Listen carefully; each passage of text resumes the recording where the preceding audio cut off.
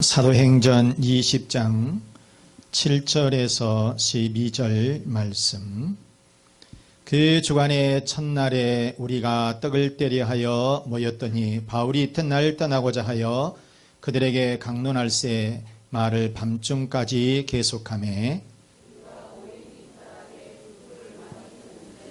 유도로라 하는 청년이 창에 걸터 앉아 있다가 깊이 졸더니 바울이 강론하기를 더 오래 하며 졸음을 이기지 못하여 3층에서 떨어지거늘 일으켜 보니 죽었는지라.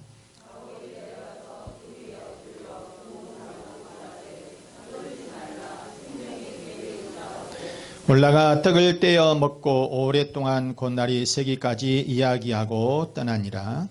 사람들이 살아난 청년을 데리고 가서 적지 않게 위로를 받았더라. 아멘. 제목 한번 보시겠습니다. 3층에서 떨어진 주누구. 시작. 우리 교회는 3층이 아니어서 떨어질 일은 없겠는데 믿음에서 떨어지면 안 돼.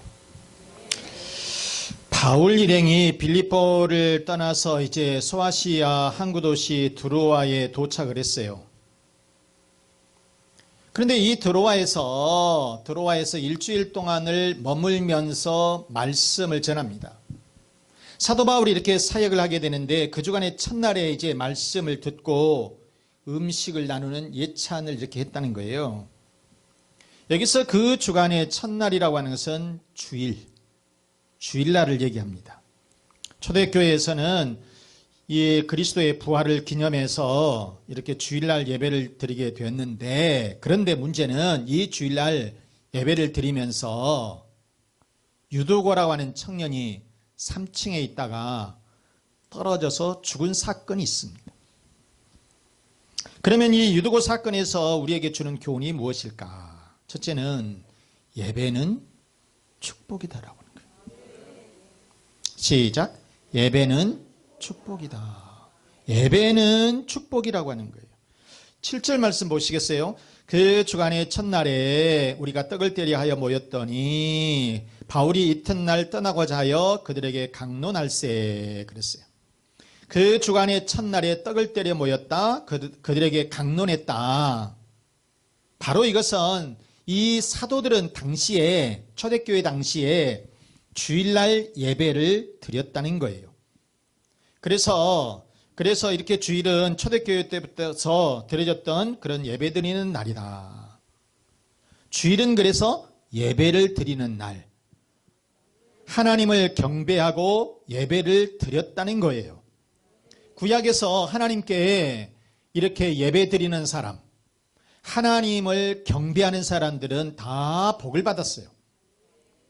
그래서 우리가 잘 아는 아브라함이라든가 이삭이라든가 야곱이라든가 이런 사람들은 말할 것도 없고, 바로 이런 사람들을 위시해서 하나님의 축복을 받은 사람들은 주일날 하나님께 경배하는 일, 하나님께 예배 드리는 일을 절대로 소홀하지 않았다는 거예요. 하나님을 경배하는 사람들은 다 복을 받은 줄로 믿습니다. 자, 우리가 출애굽기 15장에 보시면 모세와 이스라엘 백성들이 그 하나님께 경배하는 게 나와요. 이스라엘이 해방이 됐어요. 그래서 이제 가나안 땅으로 하나님께서 말씀해 주시는 그 약속의 땅으로 가는데 앞에가 홍해가 가로막혀 있는 거예요. 그런데 하나님의 능력으로 이 홍해가 쫙 갈라져요. 그래서 이스라엘 백성들이 마른 땅을 건너듯이 홍해를 쫙 건넌 거예요. 그리고 그 이스라엘 백성들을 쫓아왔던 이집트 이 병사들은 거기에서 수장돼서 죽은 거예요. 그러면서 이스라엘 백성들이 하나님께 이 찬양을 하는, 경배하는 내용이 나오는데 출애굽기 15장 1절과 2절 말씀 보시면은 그래요. 이때에 모세와 이스라엘 자손이 이 노래로 여호와께 노래하니 일러스되 내가 여호와를 찬송하리니 그는 높고 영화로우시며 말과 그 탄자를 바다에 던지셨음이로다. 시작. 여호와는 나의 힘이요 노래시며 나의 구원이시로다. 그는 나의 하나님이시니 내가 그를 찬송할 것이요 내 아버지의 하나님이시니 내가 그를 높이리로다. 이렇게 하나님을 경배했다는 거예요. 이렇게 하나님을 찬송했다는 거예요. 이렇게 하나님을 예배했다라고 하는 것입니다.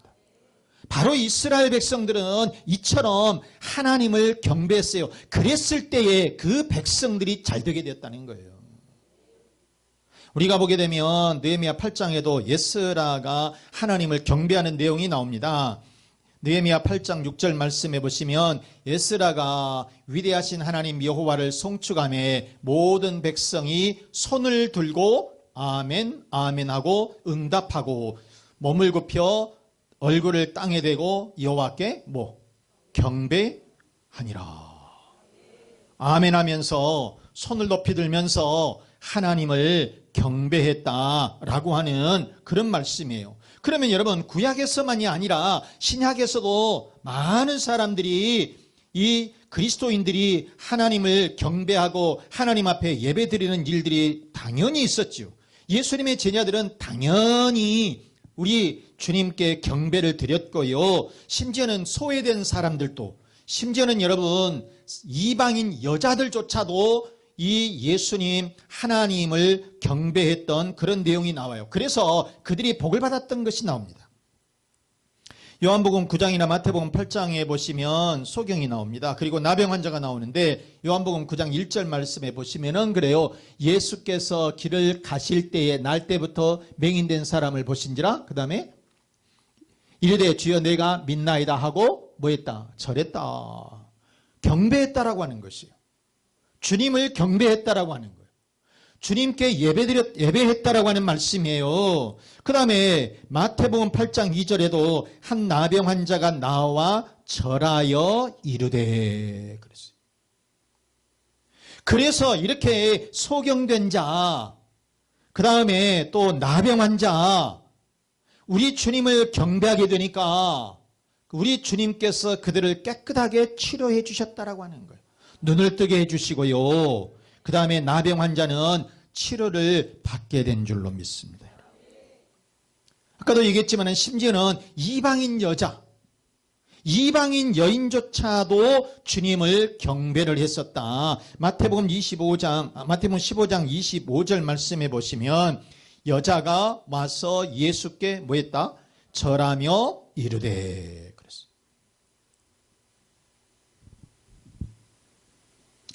자, 여러분, 이처럼 구약에서 복을 받은 사람들은 다 하나님을 경배했어요. 그리고 신약에서 주님을 잘 섬겼던 사람들도 예배를 잘 드렸던 사람들이다. 그들은 하나님께 예배하고 그래서 복을 받은 줄로 믿습니다. 따라서 여러분, 우리들도 하나님을 경배하는 일에, 우리 주님께 예배하는 일에 최선을 다해서 하나님의 큰 축복을 받으시기를 바랍니다. 자, 두 번째 유두고 사건에서 주는 교훈은 뭐냐? 바울은 유두고를 품에 안았다는 거예요. 바로 이것은 무슨 얘기냐면 이 유두고를 그만큼 사랑했고 자비를 베풀었다는 거예요. 자, 여러분, 성경 10절 말씀 보면 바울이 내려가서 그 위에 엎드려 그 몸을 안고 말하되 그랬어요. 그 위에 엎드려서 몸을 안고 말했다 이랬어요. 자, 여러분, 유두고가 어떤 사람이냐면 당시에 노예들에게 붙여진 이름이 바로 유두고입니다. 그래서 이 유두고는 노예 출신이다, 노예다, 그런 말이에요. 자, 들어와 교인들이 이 저녁에 모여서 예배를 드리고 예찬을 나누었습니다. 이렇게 이제 교제를 나누었다는 것이에요. 떡을 떼고 밥을 먹고 음식을 나누었다, 그런 얘기가 됩니다. 자, 그런데 주인에게 매여있는 이 노예들은 낮에는 나올 수가 없어요. 그래서 저녁에 모여서 하나님의 말씀을 듣고 예배를 지금 드리고 있는 거예요. 그런데 이들은 낮에 너무나도 일이 많으니까 피곤하고 지쳤겠지요. 그런데 이 바울은 이거를 봐주지 않고 피곤하니까 설교를 10분만 하고, 우리 교회에서도 여러분 예배 시간이 1시간이고 설교 시간은 딱 30분 더 넘지 않습니다. 그런데 사도 바울은 인정을 안 봐줬어요. 그래서 이 설교가 계속 길어지게 됐던 거예요. 밤늦게까지 강론이 됐다는 것이에요. 그런데 이 예배 장소가 어디냐면 3층이에요. 3층인데 유두고는 이렇게 의자에 앉아서 있었으면 좋으련만은 창문에 또 걸터 앉았네. 그러다가 졸아가지고 떨어져서 죽어버렸다는 거예요. 참 9절 말씀에 보면 유도고라고 하는 청년이 창에 걸터 앉아 있다가 깊이 졸더니 바울이 강론하기를 더 오래 하며 졸음을 이기지 못하여 3층에서 떨어지거늘 일으켜보니 뭐 했다? 죽었다는 거예요. 죽었어. 그런데 이 유도고가 3층에서 떨어져서 진짜 죽었을까? 진짜 죽었을 것 같아요. 원어를 보니까 네크로스 그랬습니다. 이게 시체를 얘기합니다. 시체. 네크로스라고 하는 이 말은 시체를 말할 때에 쓰는 거예요. 시체라고 하는 거예요. 시체. 그래서 죽었다. 진짜 이게 그때 당시에 시체 실제로 죽었다는 거예요.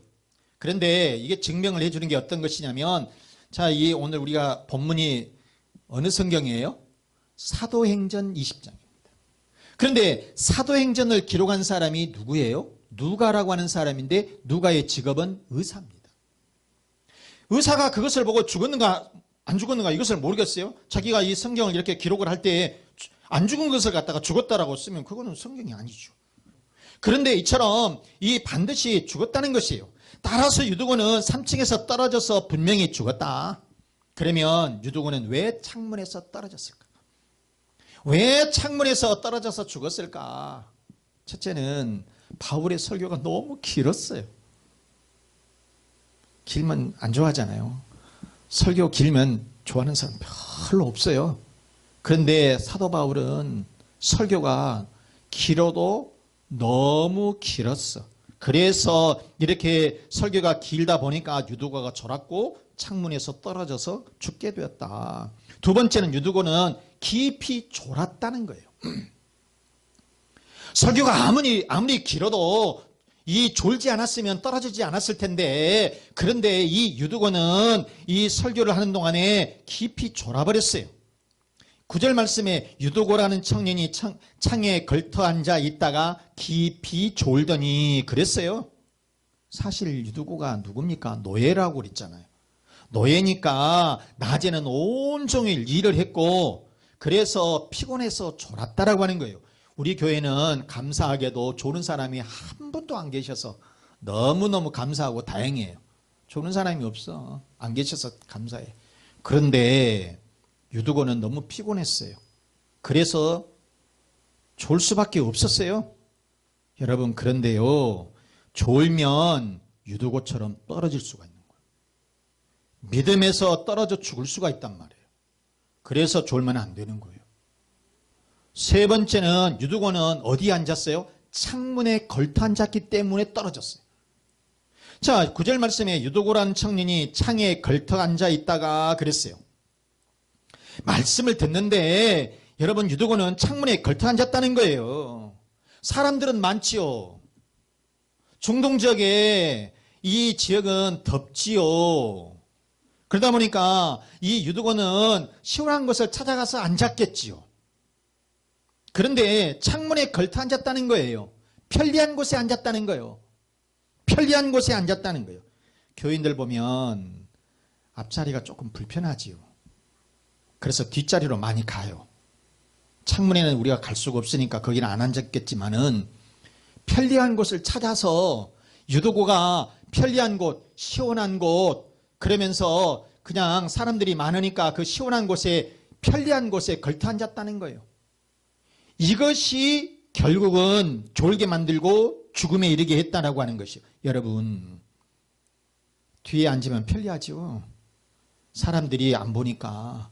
앞에 앉으면 뒤에서 조금만 움직여도 보이니까 좀 불편하겠지요. 그런데 여러분, 왜 우리가 뒤에 앉을까? 혹시 앞에 앉았다가 설교의 은혜를 받아가지고 내가 교회에 푹 빠지면 안 되니까 아예 그냥 뒤에 앉아야 되겠다. 아니면 설교에 감동받아가지고 설교에 감동받으면 내 재산을 다 헌납해야 되니까 나 그런 것은 안 해야 되겠다. 그래서 혹시 뒤에 앉는지 모르겠지만은 아무튼 이 뒤라고 하는 것이 편해요. 그러나 여러분, 유두고처럼 떨어질 수가 있다.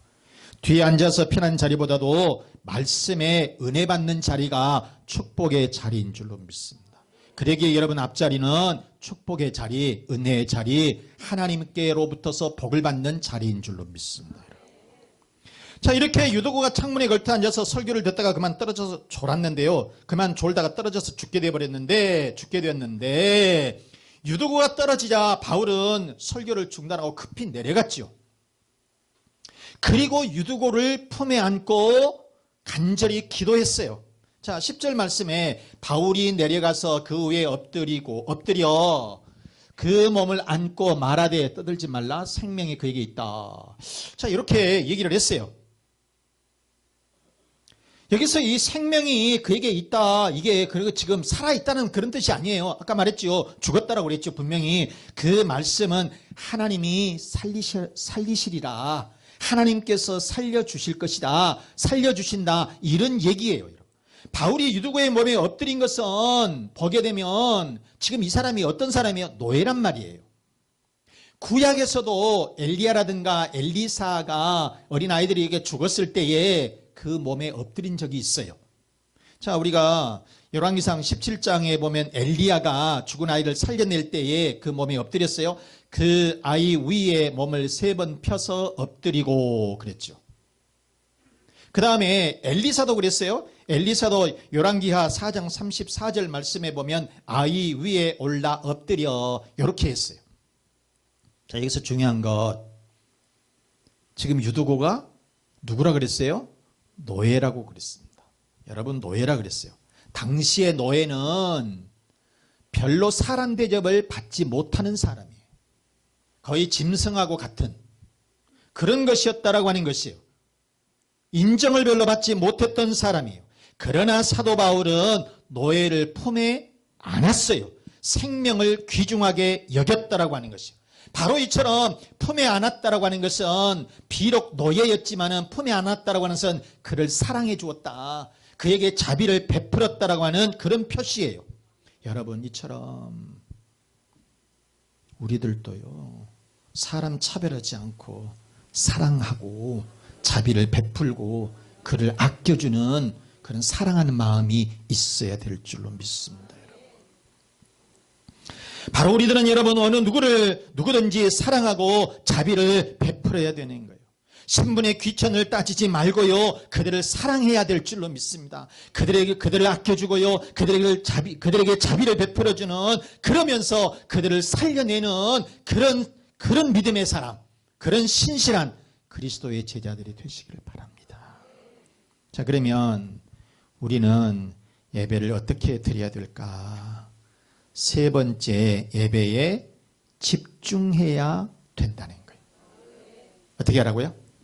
예배에 집중해야 된다. 시작. 예배에 집중해야 된다. 자, 창문에 걸터 앉아서 설교도 듣고 밖에도 쳐다보면서 이렇게 신앙생활 하면 이렇게 예배 드리면 안 된다는 거예요. 이렇게 예배 드리면 안 돼요. 그래서 예배의 자리가 중요하다. 앞에 앉으면 어떻고 뒤에 앉으면 어떻게 되겠어요? 그러나 여러분, 이왕이면 예배의 자리를 중시 여겨야 돼. 그래서 어떻게 하든지 내가 예배에 집중할 수 있어야 돼요. 뒤에 앉으면 아무래도 애들이 왔다 갔다 하고요. 애들이 와서 엄마 1,000원 돈 주라 그러고, 그러면 거기 시중 들다 보면 한쪽으로는 설교 듣고 한쪽으로는 못 듣고. 우리는 여러분 예배에 집중해야 된다. 요한복음 4장 24절에 그래서 이렇게 말씀해요. 하나님은, 시작, 하나님은 영이시니 예배하는 자가 영과 진리로 예배할지니라. 유두고처럼 한쪽은 세상을 바라보고 한쪽은 설교 듣고 그러면서 졸다가 말다가 이렇게 예배를 드렸으면 안 된다는 거예요, 여러분. 어떤 사람들은 휴대폰 보는 사람들도 있고 전화 받는 사람들도 있었어요. 지금은 그런 사람들이, 그런 교인들이 없지만은 심지어는 그런 사람들도 있었어요. 의자 밑으로 들어가서 전화 받고, 그런데 여보세요 하면 다 들려 또. 그 옆에 사람들이 막 쳐다보는 경우가 있어. 이래서는 안 된다는 거죠, 여러분. 하나님은 예배에 집중하는 사람을 축복해 주실 줄로 믿습니다. 그리고 잘되게 해 주실 줄로 믿습니다, 여러분. 그래서 우리가 비록 조금 힘들고 지치고 피곤하고 그런다 할지라도 그러나 우리가 하나님 앞에 예배에 집중하면 신령과 진정으로 하나님 앞에 예배 드리면 그 예배를 하나님께서 받아주실 줄로 믿습니다. 그리고 여러분들을 축복해 주실 줄로 믿습니다. 여러분, 사랑하는 우리 교우 여러분, 유두고처럼 예배를 드리지 말고 우리 모두 예배에 집중해서 가정의 복을 받고 그리고 자녀들이 잘 되고 직장에서 인정받고 사업장마다 크게 번성하시기를 주 예수 그리스도의 이름으로 축원합니다. 축원합니다. 이 말씀, 예배 참석은 축복임을 깨닫게 해 주옵소서. 예배에 집중하게 하옵소서. 가정에 평안을 주시고 자녀들이 잘 되고 건강에 복을 주시고 사업과 직장의 번성을 주옵소서. 다 같이 통성으로 기도하시겠습니다.